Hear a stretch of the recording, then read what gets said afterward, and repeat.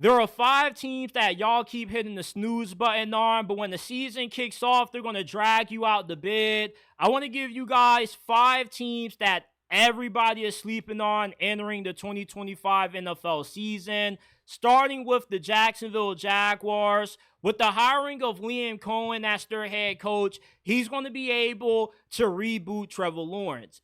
There's a reason why the Jags made him one of the highest paid QBs in the league. And it wasn't because they were blindly putting faith into his potential. It was based off what he did a few seasons ago when he led this team to an AFC South title and a playoff win over the Chargers. He showed that year the ability to play some high-level football.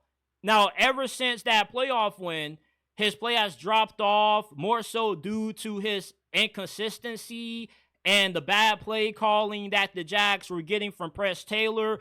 Liam Cohen had the Buccaneers offense performing at a top 10 level. Baker Mayfield had the most efficient season of his career with Liam Cohen calling plays. He also improved a Buccaneers defense that a season before he arrived was one of the worst in the NFL. So with Liam Cohen calling plays, you can expect for Trevor Lawrence to play some way better football than what we've seen him play these last couple of seasons. You also got Brian Thomas Jr. and Travis Hunter, who should end up being one of the best wide receiving duos when this season concludes. And although the Jags don't have a great defense, they got enough players that they should be good enough on that side of the ball to where, as a team, they can win 9 games or more this season. The New York Jets. Aaron Glenn took this job because the Jets gave him the best chance to win right out the gate with the amount of talent that they have on defense. They have a great secondary. We all know how good Sauce Gardner is. They got a loaded defensive line with a bunch of first-round picks that they've used to ramp up that pass rush. And on offense, they're just as good on that side of the ball as what they are on defense. They've invested a lot of high draft picks into that offensive line. You got Garrett Wilson, one of the better receivers in the league. You got a really good stable of running backs. And Justin Fields, as weird as it is to say this, because the Jets are a place where quarterbacks' careers go to die, the Jets are the best situation that Justin Fields has been in up to this point in his career.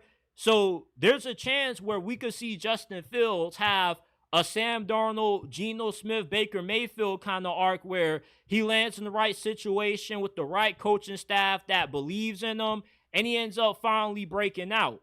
So the Jets are a really underrated team because the talent is already there for them to win. It just all depends on how good Justin Fields ends up being. The Chicago Bears, they're not really a sleeper team by what most people's definition of what a sleeper team is, but they're a sleeper team to me because I think that the Bears will end up having the best record in the NFC this year. They have the new Sean McVay and Ben Johnson, who's going to be able to get Caleb Williams playing at an MVP level this year. And when that happens, with how stacked the Bears are on defense, especially with Dennis Allen being their defensive coordinator, they're going to be one of the most complete teams in the NFL this year. They already had a top 10 defense under Matt Eberflus. But what held them back is that the offense was very inefficient.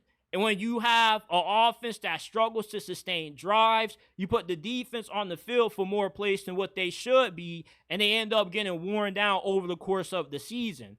But with the improvements that Ben Johnson has made on the offensive line, giving Caleb Williams presidential security up front, and how loaded they are at receiver, this is going to be a prolific offense with a very good defense.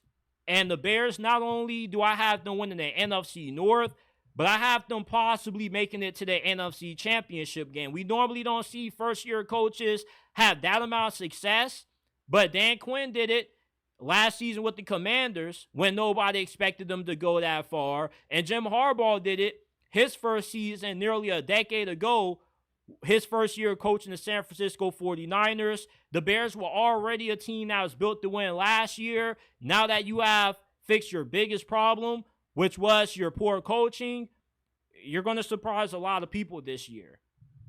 The Pittsburgh Steelers, like the Bears, they're not your typical sleeper team. Most folks believe the Steelers will be a 9-win team, but if Aaron Rodgers ends up having a Brett Favre kind of arc where he leaves the Jets, a quarterback graveyard, and he ends up being able to somewhat be 80% of what he was in his prime for his final merry-go-round, this is a team that not just can make it to the playoffs, but they can win the AFC North over Baltimore. And on top of that, they can win a playoff game or two if Aaron Rodgers can give them top 12 or better quarterback play. And if he just completely reverts back to the form we saw him in Green Bay, then the Steelers are Super Bowl contenders. Now, I'm not going to go that far, but they are a lot better than what the national media is giving them credit for. I don't see this being an 8 or 9 win team.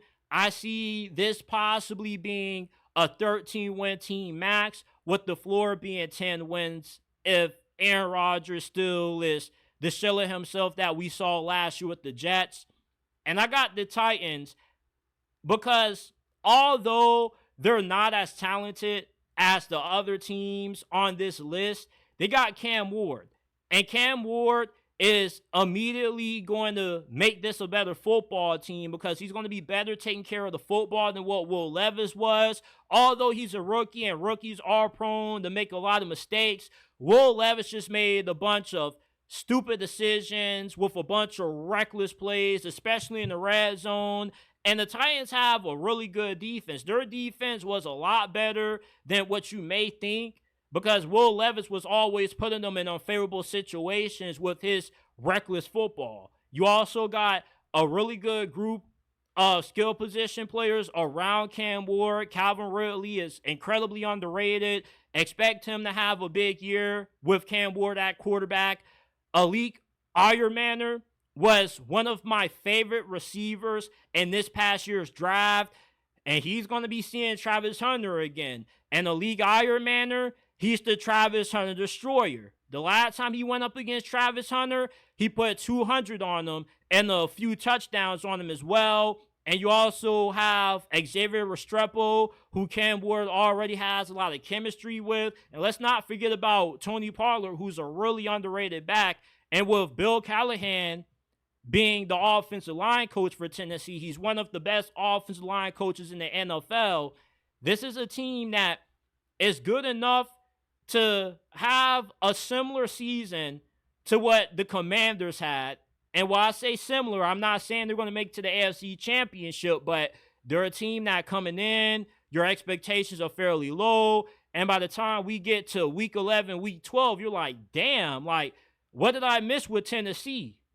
So these are my 5 biggest sleeper teams that are going to drag y'all out of bed and wake y'all the hell up, because they're going to surprise a lot of people with how they're going to overachieve and exceed expectations.